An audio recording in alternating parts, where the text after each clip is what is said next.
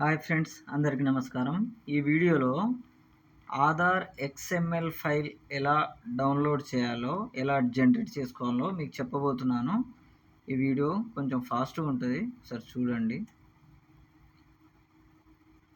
ఇలా UIDAI.gov web పేజీని మీరు ఓపెన్ చేసి ఇలా మీరు ఆధార్ని లాగిన్ అవ్వాల్సి వస్తుంది. ఎగ్జాంపుల్ నేను ఒక ఆధార్ చూపెడుతున్నాను.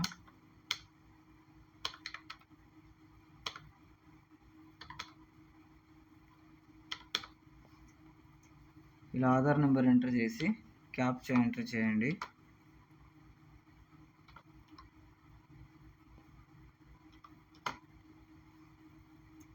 లాగిన్ అవ్వండి. లాగిన్ అయిన తర్వాత ఓటీపీ వస్తుంది.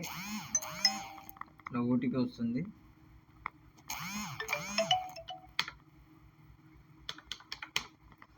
ఓటీపీ ఎంటర్ చేసి లాగిన్ అవ్వండి. ఇలా ఓపెన్ అవుతుంది ఫ్రెండ్స్ పేజ్.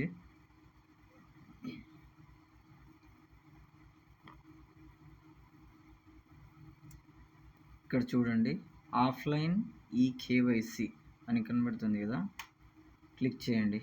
క్లిక్ చేసిన తర్వాత మీకు నచ్చిన 4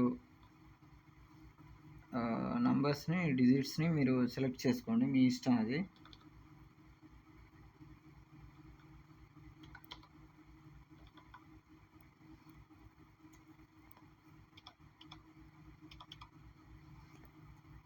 నేను 77 అని సెలెక్ట్ చేసుకున్నాను.